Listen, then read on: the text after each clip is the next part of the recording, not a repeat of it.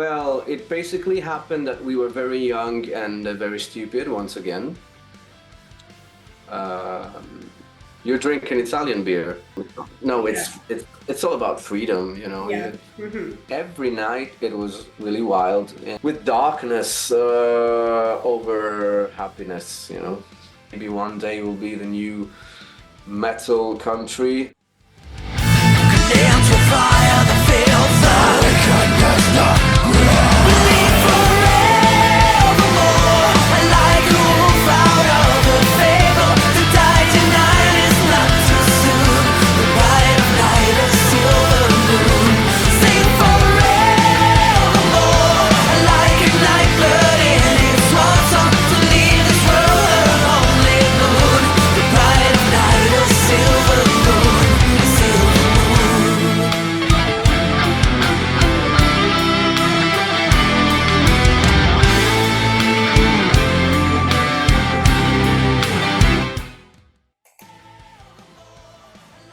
Hello everyone, Nika Rocks here, and today I have Damna from Elvenking with me. Hello Damna, Hello, hi there. how are you? I'm doing fine, thank you. Yeah, it's a resting time basically, apart from work. But musically, we're taking a little break after the all the summer shows and stuff we've been going through. So yeah, it's a quiet moment. Great, great. Okay, I'm happy to hear that. All right. The first question that I wanted to ask you is about the stage names. You all have stage names. Where do they come from? Well, first of all, we decided to come up with stage names at the very beginning of our career in 1998 or 9 or something like that. Basically, I mean, it was both a stupid reason and also a quite serious one. And the stupid one, I can now say that it was a bit stupid, but um, effective, was that our Italian names, name and surname, were a bit, we didn't like them too much just to, go with our real names.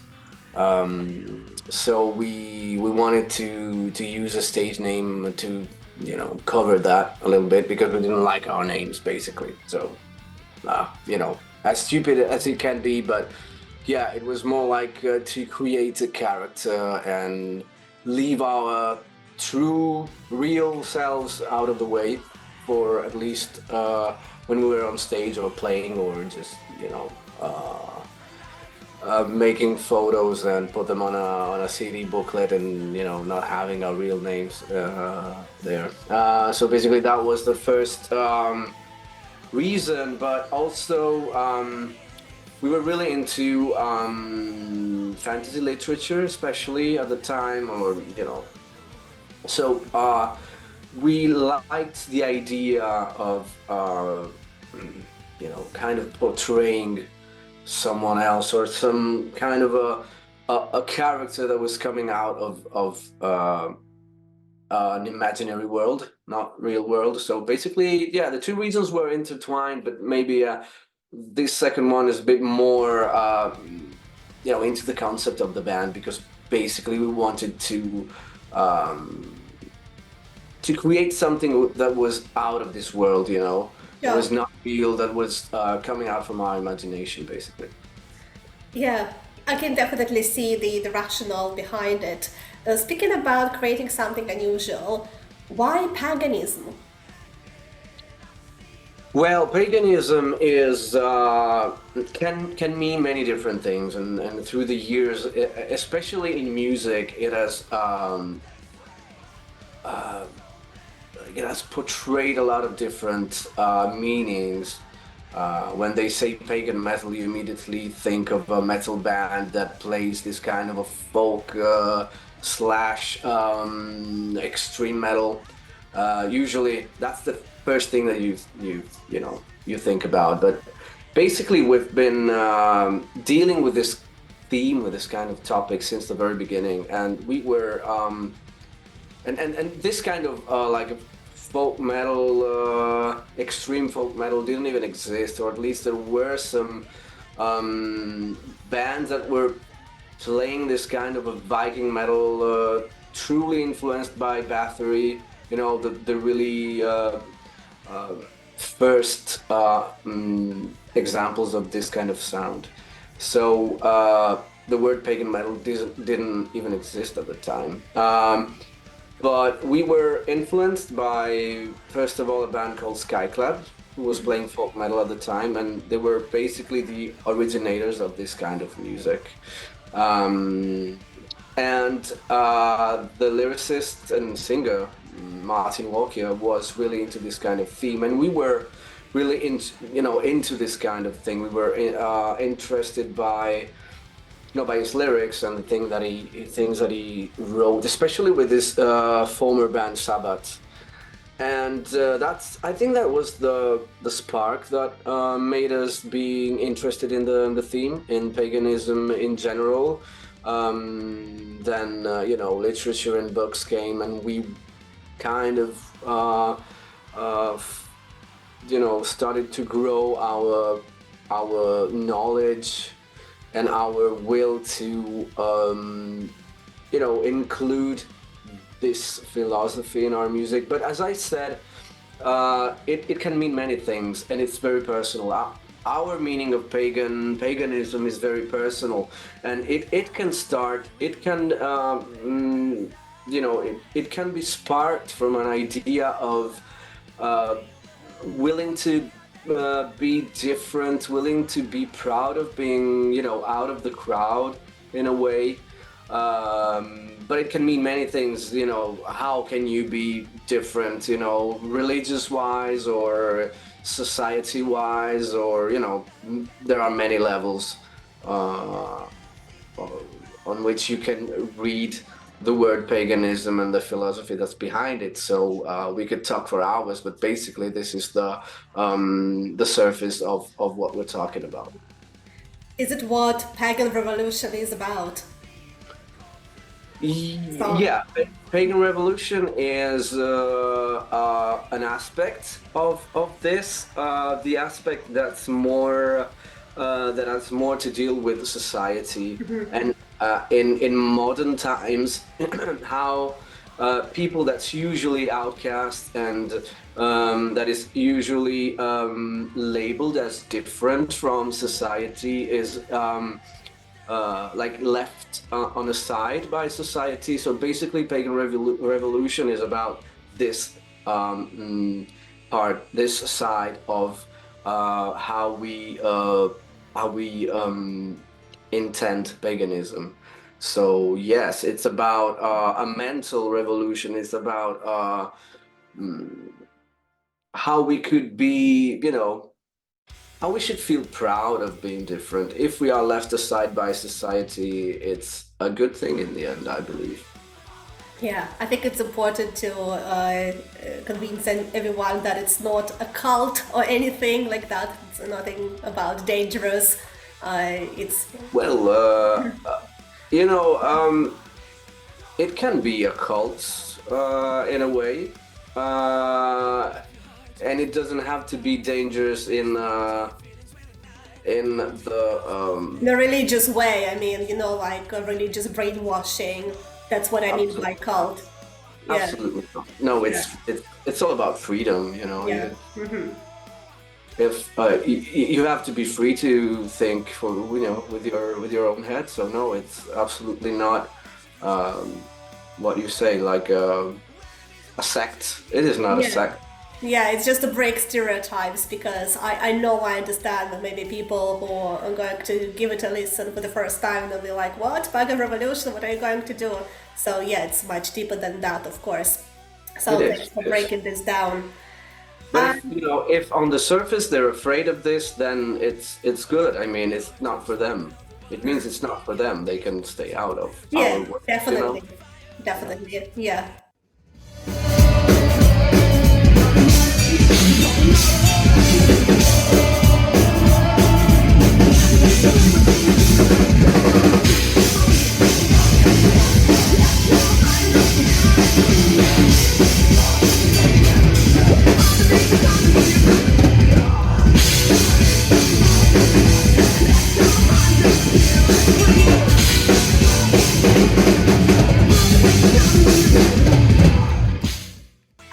I'd like to speak about the times when you left the band for a couple of years.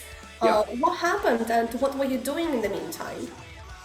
Well, it basically happened that we were very young and very stupid once again. Um, you're drinking Italian beer. Of course. Why not? Yeah, sure. Um, yeah, I Well, mean, that's the one that I had at home. I would say that Peroni is the only Italian beer that I drink.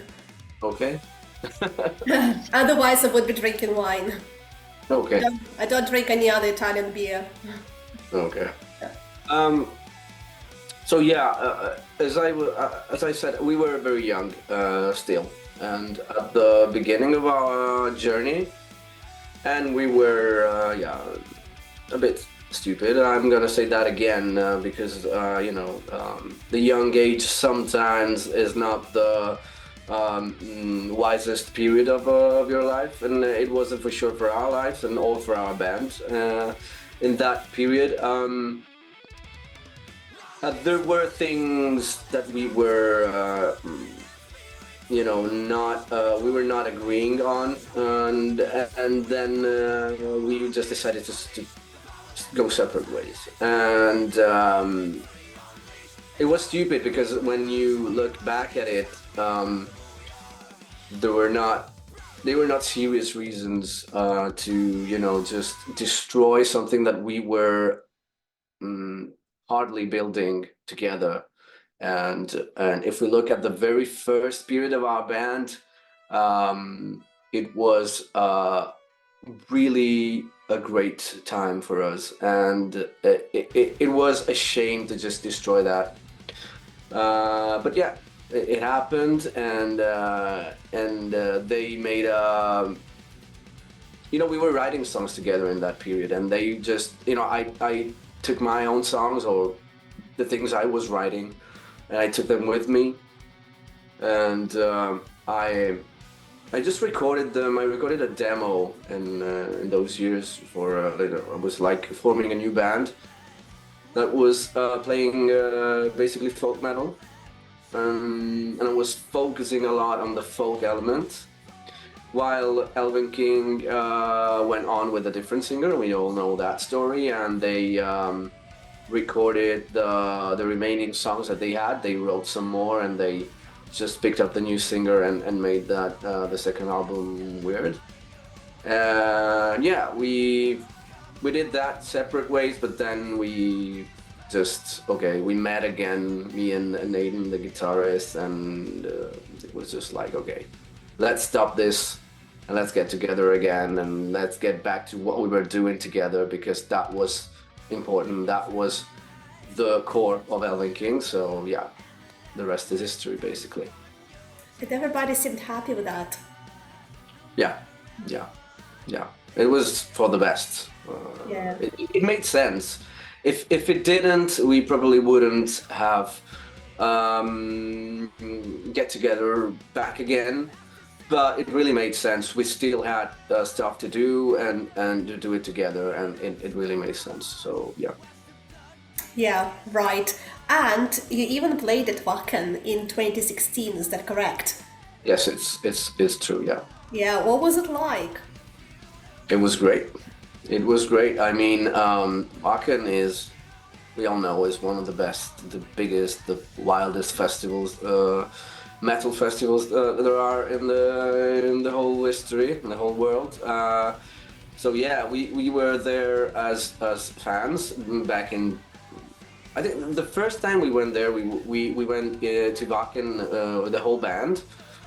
It was 2001. And we had a meeting with our record company because our first album was about to be released. And so we had a meeting there at Wacken with our label, 2001, yeah.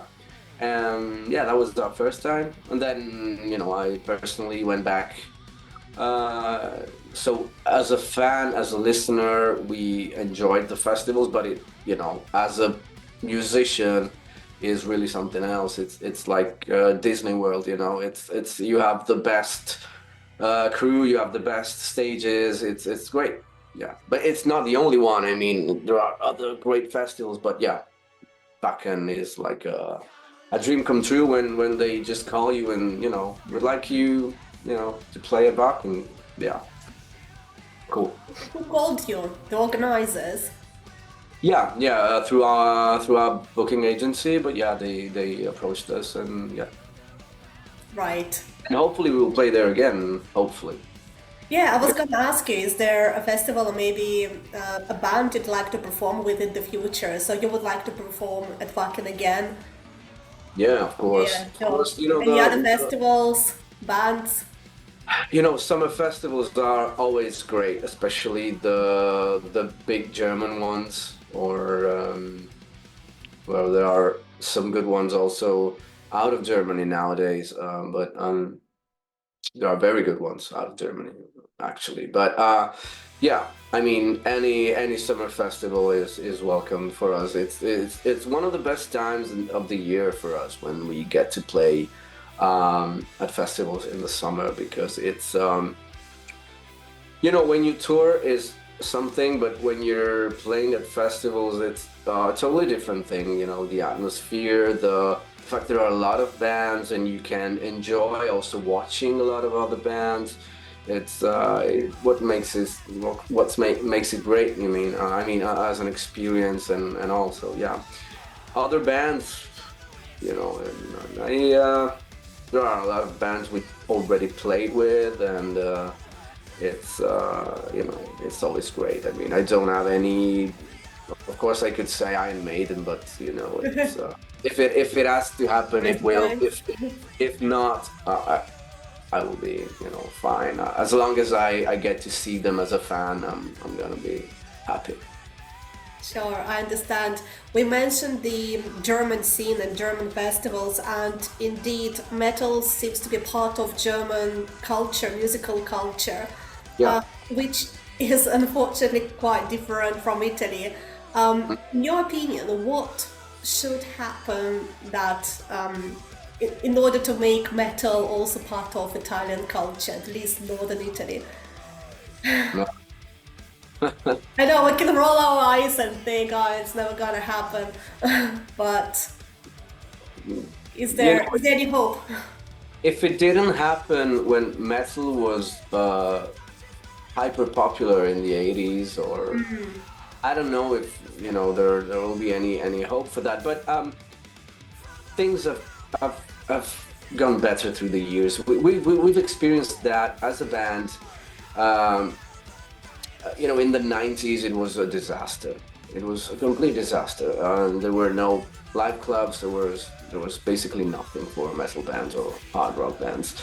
And but through the years, things have gone really better. It's not like as we said, in Germany or in Scandinavia.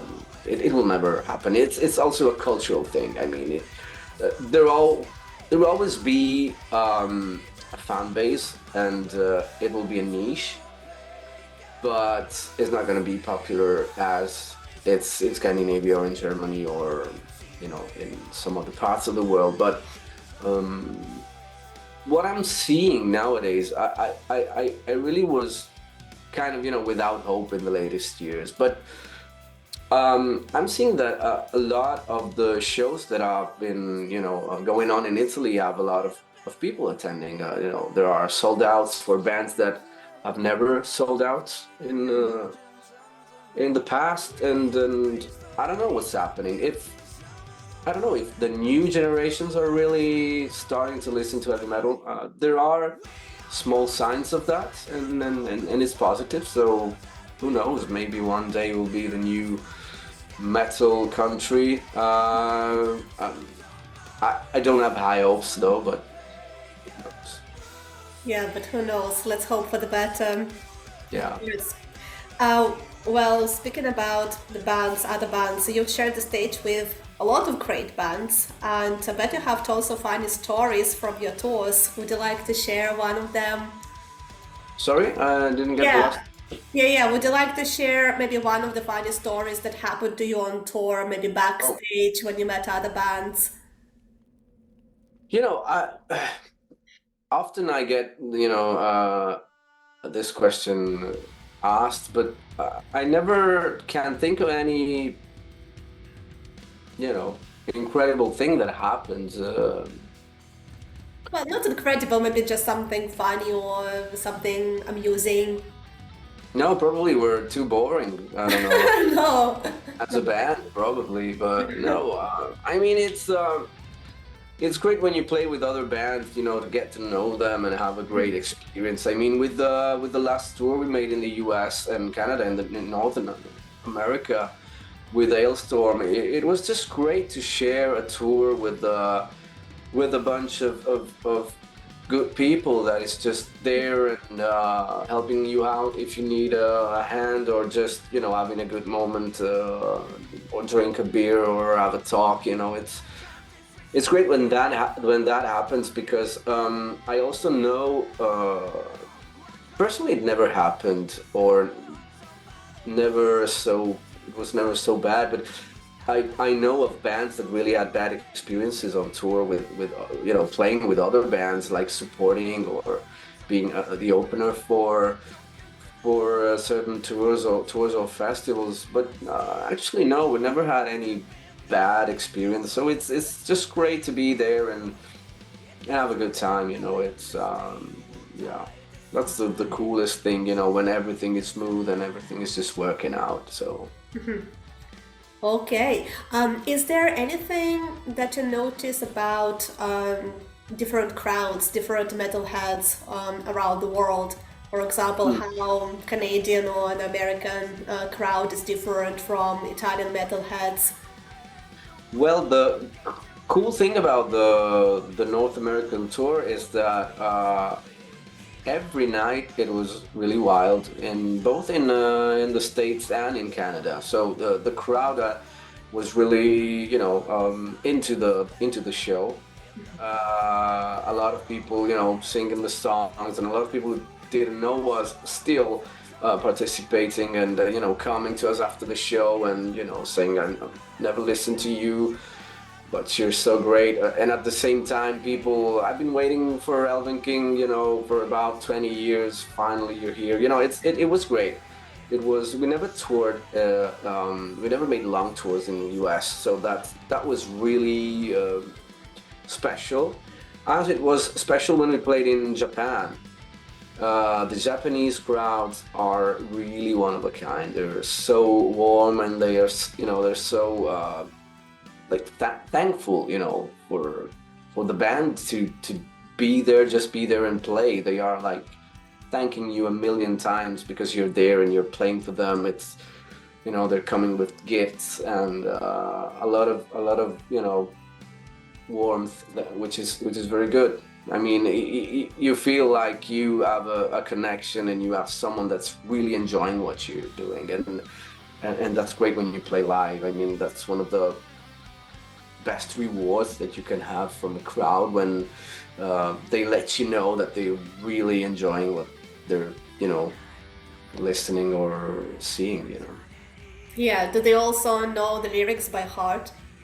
Yeah, absolutely, and that's great.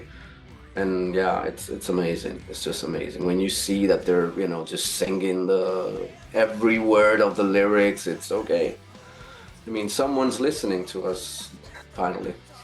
Yeah, not just music-wise, but also Yeah, lyric-wise. Yes, yeah, yeah, yeah, yeah. I really like seeing the crowd sing along, because that's the sign that they care about the lyrics.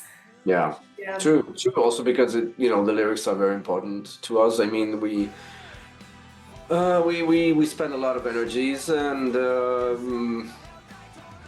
writing the lyrics as well as the music. So it's great when you see that people is definitely enjoying them, or understanding them, or just memorizing them. It's Yeah. cool. Well, it doesn't come out as a surprise, because you're not writing pop music, you're writing complicated music. So, fair Yeah, enough. true, true, Fair true. enough. Yes. Speaking about the production of your music, Who chooses the location for your videos that are absolutely amazing, by the way? Well, it depends. It depends on who's directing the video, who's making it, and we may have ideas, and then we share them with the director, and then, no, I know that place, I know that place, and it just depends. I mean, if we need a certain place to have some features, we just, search for the right place. But it's a bit random, as much as it's near where we are shooting, or we know that there's a cool place or a good place that fits the story or whatever idea we have. We just go there, but there is no specific rule. I mean, Okay. Do you have to ask for permission or anything when you want it to? it may happen. Yeah, it happened in the past. We try to choose places where you don't need any kind of permission or any like safety danger or something like that. But yeah, so.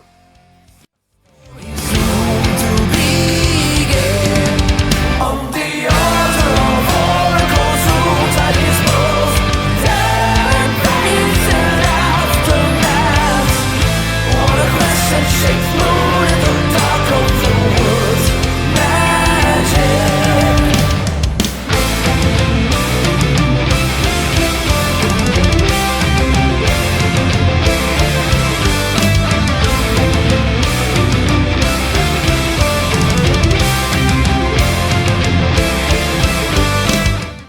And how did the pandemic affect the band? Yeah. Well, in the end, I can say that it affected the band.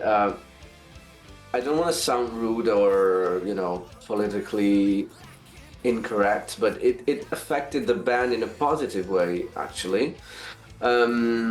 We had to cancel a small tour that was planned, but it's no big deal.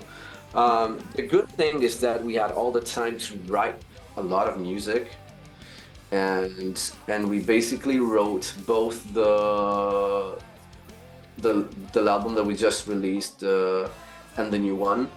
We wrote them together because they're part two and part three of this trilogy we're releasing, and it was the right time to focus on that and write all the music and all the lyrics, and being able to do that at the same time made us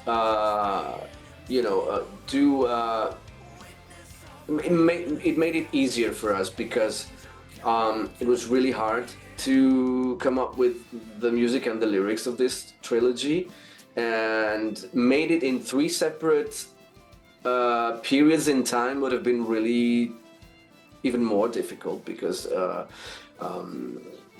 you really have to have a view of the whole story of the whole musical soundscape as well, because we just couldn't write random music and just put a random track list and write some lyrics on it, because it had to make sense.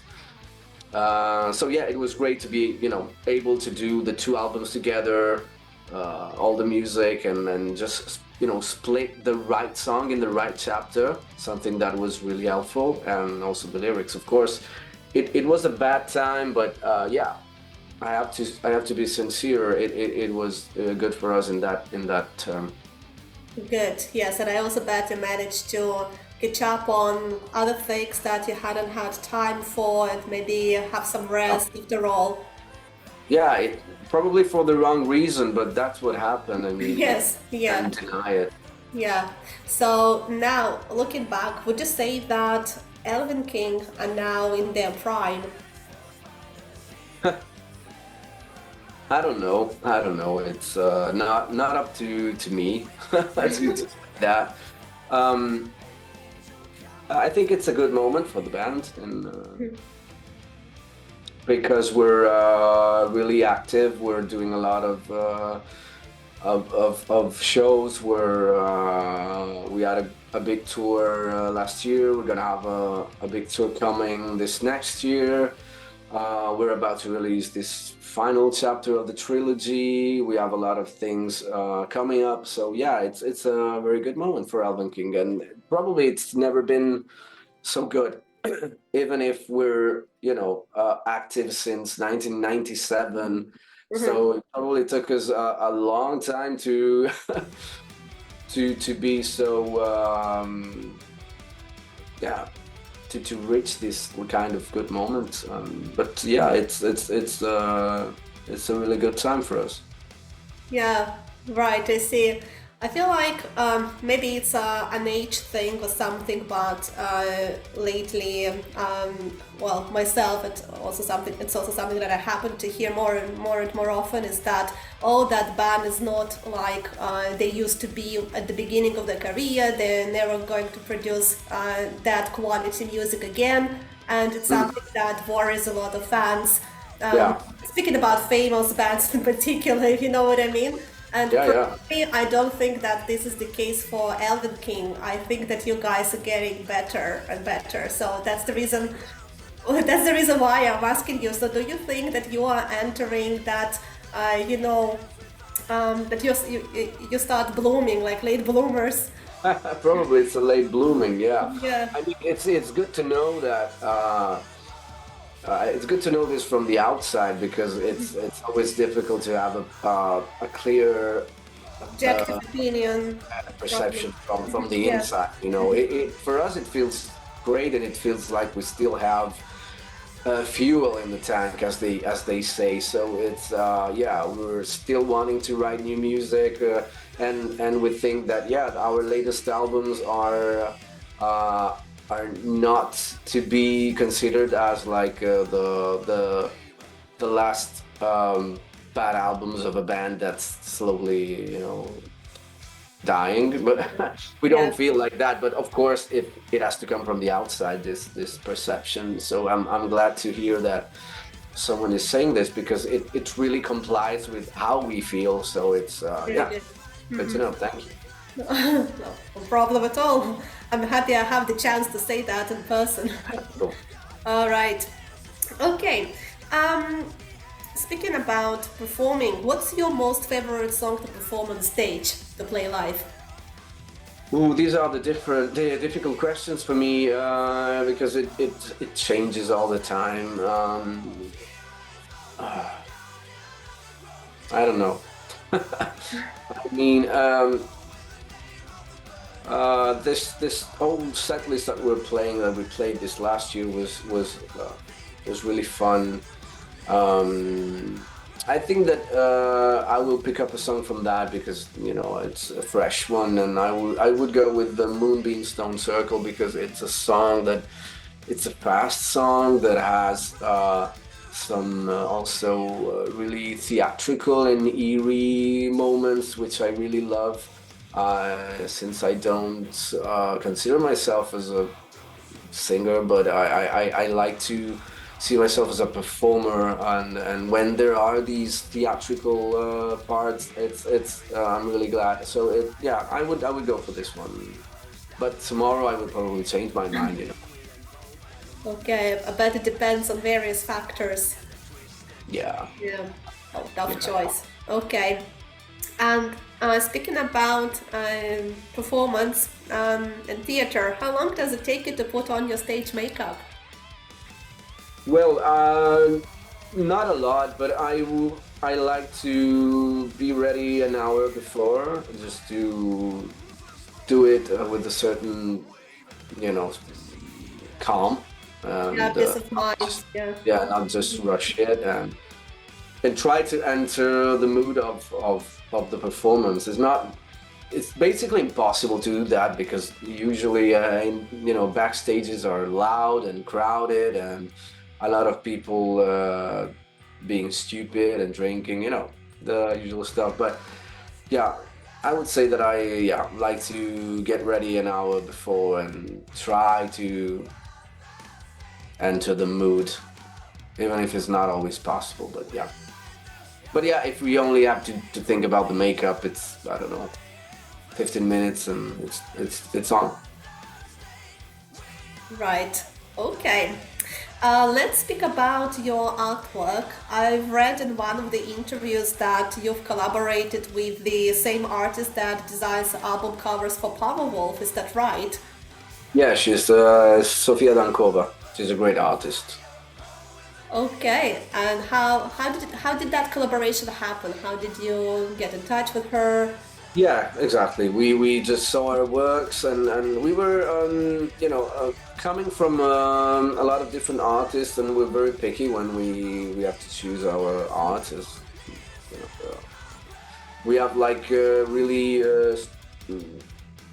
strong ideas when it comes to artwork, and but yeah, we saw her works, and considering that we were making this trilogy, this concept, big concept.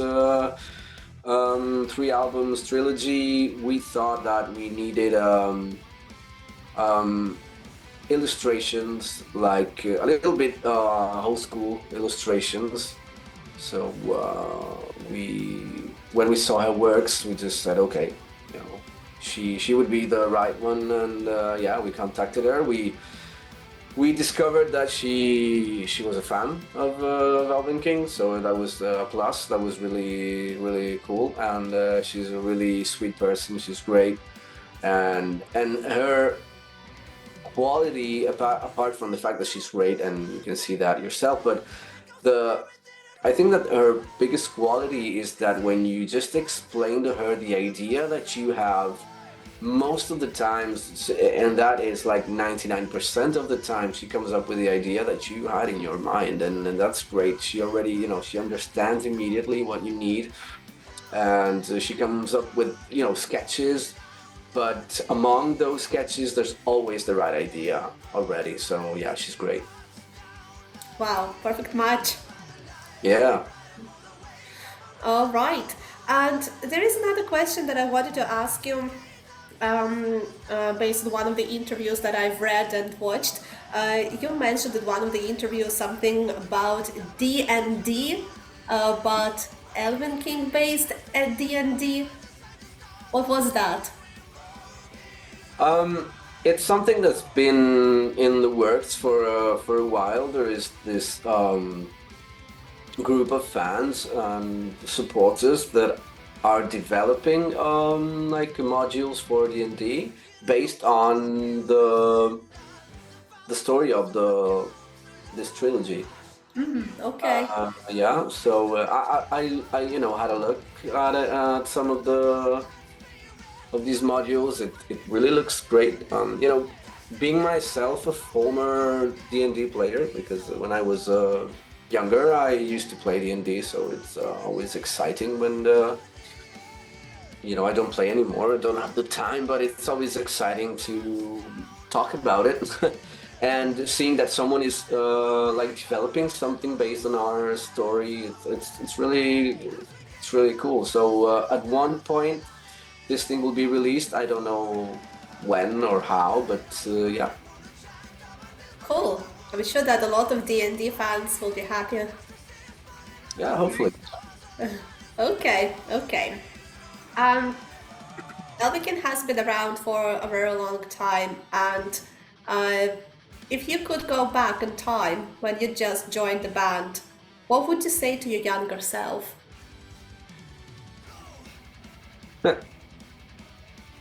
Well, I would just probably stay there and watch. I wouldn't interfere. I mean, Just let it be. yeah, I mean, errors and bad moments are what really shape us in the end, and most of the times bad moments and errors are paving the way for a great songwriting. So yeah, I would just stay there and have a look at myself, maybe have a laugh, and then get back to the present day. Well, right. No regret, no interference, nothing. No, I mean, regrets are part of our, you know, part of our lives. So yeah. Can't avoid them. Probably I would, I would like in Back to the Future, I would screw things up. So probably that's the reason why I wouldn't change anything. All right. You don't want to end up in the far west, like trapped in time. Right. Okay.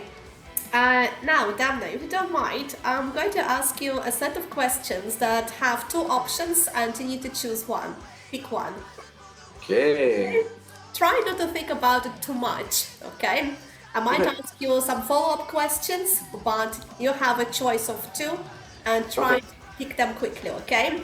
For example, autumn or winter? Autumn. Why? Because it's the best time of the year for me. It's yeah, both on on like like the weather and the temperature and the nature. It's like slowly dying, but still with the all these colors, and it's it's my favorite time of the year, basically. Okay. And if we get too philosophical from pagan point of view, why autumn? I don't know if there's a pagan point of view to say that, but it's well, yes, as I What said, to interpret? it's like the dying of things, yet things are not dead yet completely.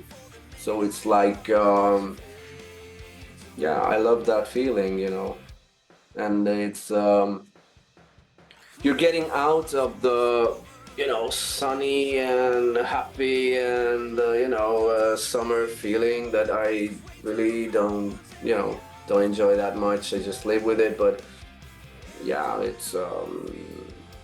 it's like getting near death yet not being dead. You know what I mean? Yeah. Well, Italian summers are unbearable. I can't stand. It can be. It can be. Okay. The sun or the moon? The moon. I expected that. But I thought I'd ask anyway. Uh, Gold or silver? Silver. I expected that too. Okay. Fire or ice? Fire. Okay. A holiday by the sea or in the mountains? The mountains. In the snowy mountains? Yeah.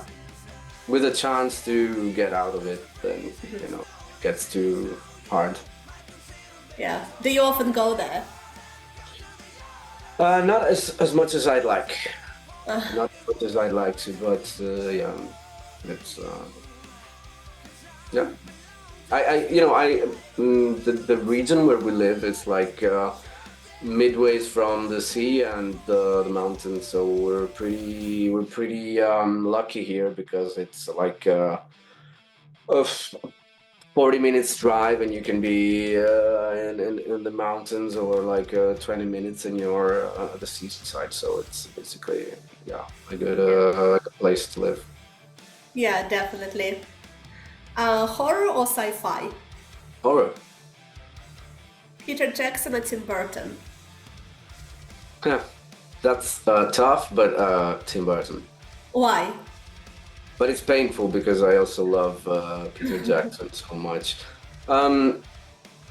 Because I really love Peter Jackson both for his horror times and the Lord of the Rings phase, of course, which was amazing. But if we look at the poetry of Tim Burton's view, it's unbeatable. It just ignites feelings that are just unique. So yeah. And did you have the chance to go to Tim Burton's exhibition in Turin last year? Yes, I did. Yes, I did actually. You like And it? Yeah, totally.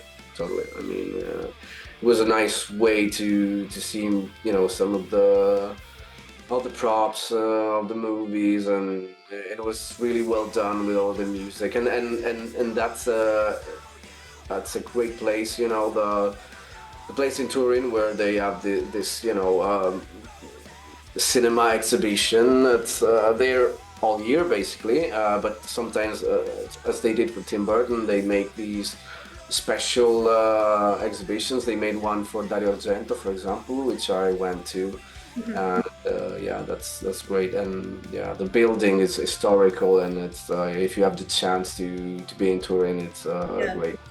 I've been there a few times, yes. Okay. Yeah, and I went to see the exhibition as well. I totally agree. It's fantastic. Yeah, Yeah. it was great, wasn't it? Yeah. Yeah, yeah. I was especially impressed by a handwritten letter to Johnny Depp. Oh yeah, I saw You that. think Yeah, about it, how long ago was that? Yeah, yeah, super. amazing. Yeah, Yes, if you love his works, yeah, it really was something to absolutely watch once in your life. Yeah, definitely. Okay, next one. Power metal or black metal? black metal. Why? Well, it fits more my likings, and it came before power metal.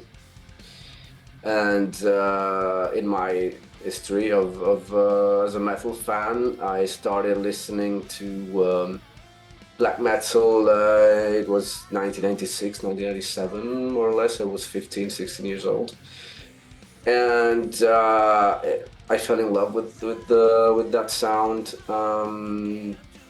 Coming from classic heavy metal, epic metal, death metal, and then black metal, it was kind of my journey.